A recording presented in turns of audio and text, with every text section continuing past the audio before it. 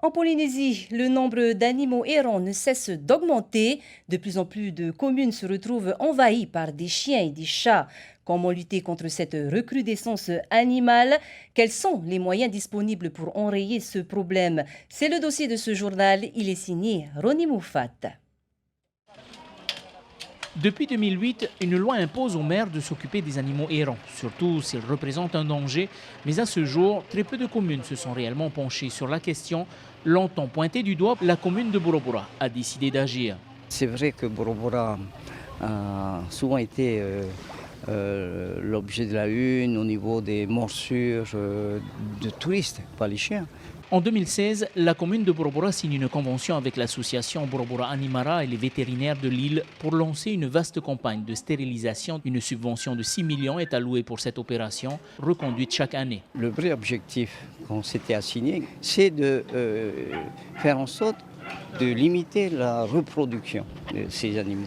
Donc il n'y a pas de mystère, il ne faut pas tourner autour du pot, il faut faire de la stérilisation.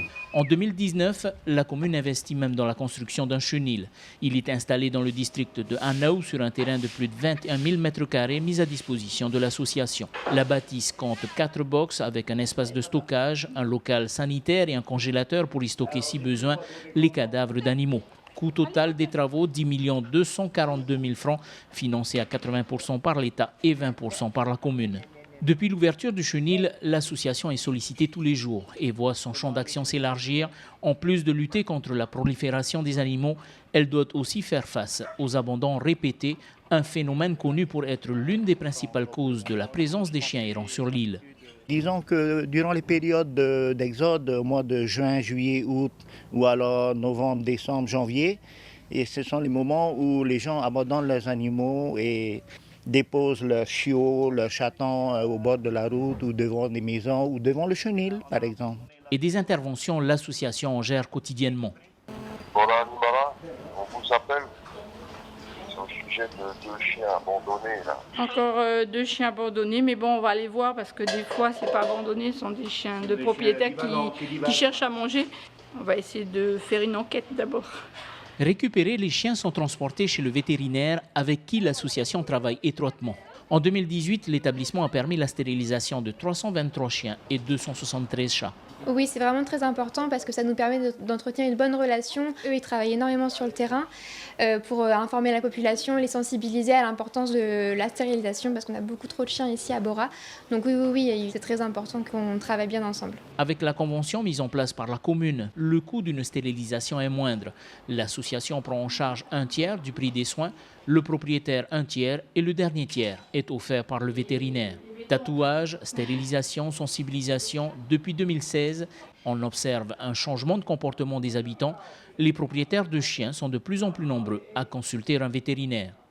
Quand tu adoptes un animal, il faut le prendre soin comme un être humain.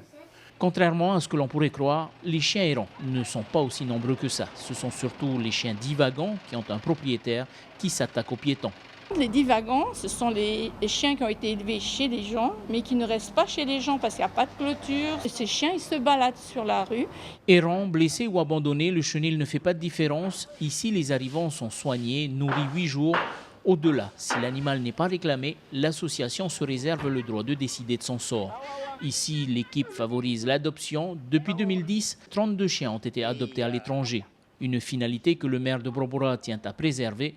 Le concept permet même de redorer le blason de la perle du Pacifique. Voilà, nous considérons que ce chenil, c'est un lieu de préparation de nos animaux pour être adoptés.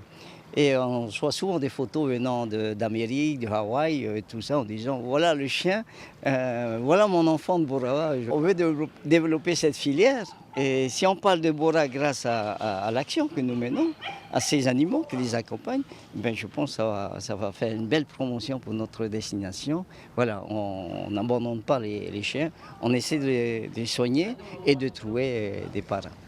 La communauté de communes Hawaï souhaite pouvoir mettre en place un chenil sur chaque île, moyennant un budget d'environ 2 500 000 francs par chenil. Une nécessité car, mis à part les chiens errants, un autre fléau apparaît clairement, la prolifération des chats. Une chatte met bas 3 à 4 fois par an, déportée de 4 à 6 chatons. Et puis sachez que la divagation des animaux domestiques est interdite et qu'une morsure vous en coûtera une amende conséquente, voire même un séjour au centre pénitentiaire.